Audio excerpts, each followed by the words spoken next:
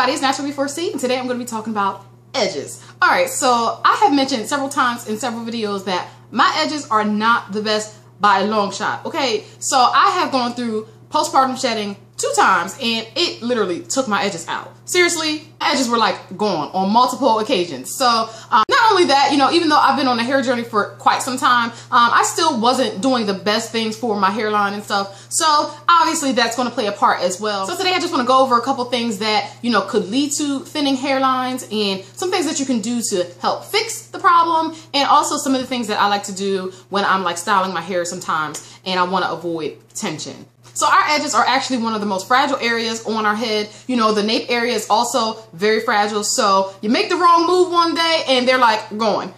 There are several things that can cause thinning hairlines. So one is tension. Too much tension from styling, protective styles, braids, twists, cornrows, flat twists, wigs, weaves, things like that can pull out your hairline if you are doing them too tight, or if the person doing your hair is pulling too tight on your hairline. Although sometimes we want our styles to look neat and tight, you know, you don't want to go too tight because you could end up losing your hair. So another thing that can lead to thinning edges is friction. Friction from, you know, clothing like hats, scarves, pillowcases, and stuff like that. Using the wrong materials around your hairline can lead to hair loss and thinning. So if you want to wear like hats and stuff like that, it's a good idea to kind of line it with like a satin scarf, or wear your satin scarf or satin bonnet underneath it. You can even sometimes put a shower cap on while you're deep conditioning and then kind of like throw a hat on, go out the door.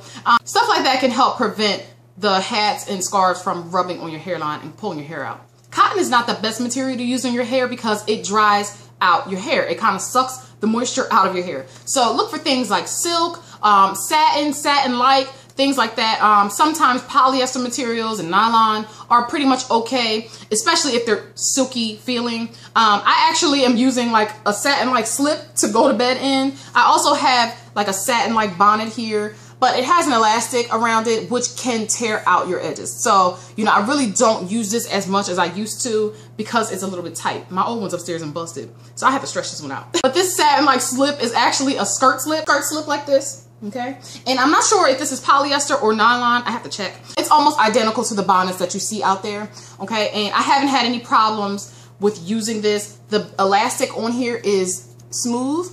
So sometimes your hair tools can affect how your edges are. Really stiff brushes, like the boar bristle brushes that are really hard, can pull out some hair. Also, if you're using stiff toothbrushes, that can pull out your hair. So I actually like to use a baby brush, and this one is like from Target. Nothing fancy. I think it's a safety first brush.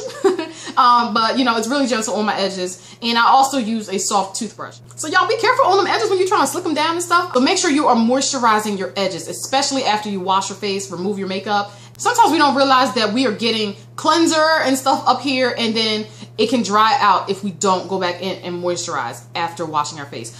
You can even put a scarf on to protect your hairline when you're washing your face. I do that sometimes. Or I just go back in and put like an oil or a moisturizer on my edges. There are a lot of oils that are beneficial for regrowing hair and thickening hair, like castor oil, rosemary oil, tea tree oil, peppermint oil.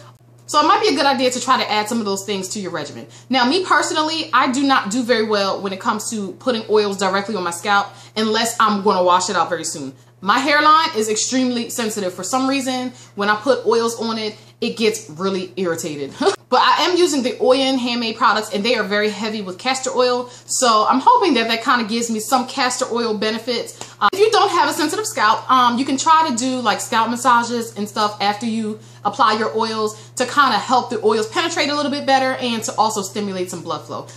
Other things that can contribute to thinning hairlines is inflammation, postpartum shedding, regular shedding, seasonal shedding, irritated scalps, itchiness, sores, and stuff like that can cause thinning hairlines, because if you're scratching at your scalp and you're clawing at it and stuff, you know, you are surely to pull out some hair. This is very true for me because, once again, if I don't wash my hair after I sweat or something like that, I get extremely irritated, so much so that I break out in my scalp. I can get sores, and I then am messing with it because it's irritated and it's itching, and then I'm losing some hair. Now, I've also been going through some fall shedding. It's calmed down a lot, but it was really heavy last month. And I actually got the most shedding up in my bang area, like always. But you know, it's really frustrating when you get it where you already don't have that much hair. So I'm glad that that's calming down. Edges seem to be okay. There are some spots that are not as thick.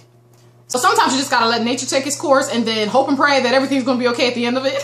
So in my case, to avoid my scalp from getting irritated and me clawing at my hairline and stuff like that, I have to wash my hair frequently. Keep in mind that using heat on your edges a lot can cause it to thin out. Also relaxing, coloring, bleaching, even like drying alcohols and things like that can cause damage to your hairline and some thinning. Sometimes things are out of our hands. Sometimes things are genetic. There are a lot of scalp conditions out there that can cause hair loss. So seeing a doctor or dermatologist can be helpful with figuring out what's going on with your hair and scalp. Okay, so how can I not mention diet and exercise as well? Not really living a healthy lifestyle can definitely have an effect on how your hair looks, feels, responds, and everything. So we gotta make sure that we eating those veggies and that we trying to get a workout in. Taking your vitamins can definitely help out with the health of your hair and your body as well. I just want to show you a couple things I like to do to prevent tension on my hairline when I'm wearing my hair up in like a puff and things like that. So I still have the indent from the band that I was wearing, which is cool because this will make things a lot easier for me.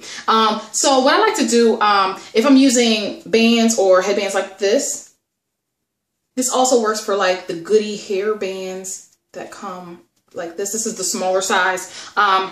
What I like to do with these, I would usually wet my hair, okay? I'm not gonna do like a full-blown neat puff, but you should pretty much get the idea, okay? And I would part the very bottom of my hair. Now I already have a part in it because I already had my puff in, okay? So I would take about that much hair out. I would push the rest of my hair up. And then I would take the band over my ear, leaving the hair out in the back. And then I would slide this back to the desired location. I would just take the back, lift it up, and put a pin in it under here.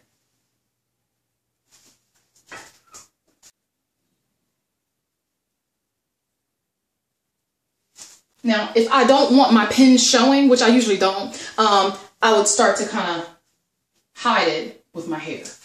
I do not do tight puffs. I just don't do it. My edges have been through way too much. My nape has been through way too much for me to be doing extremely tight puffs. So I usually just wrap the band around one time. And that goes for these as well. So the tension is kept off of my edges because there's not so much hair trying to fit all into a small band, and it's kept off of my nape because I pinned it up, and I can control the amount of tension that I put back here when I'm pinning instead of pulling it up. Okay, y'all, so that's all I have on edges for today. Remember to be patient with your hair. Hair does not grow overnight, and progress takes time. Worrying about your hairline is only going to make things worse. It can also lead to additional shedding. So try to just stay calm and remember that there is no overnight cure for hair growth. I hope this was helpful. Have a blessed day, and I'll see you very soon in another video. Take care.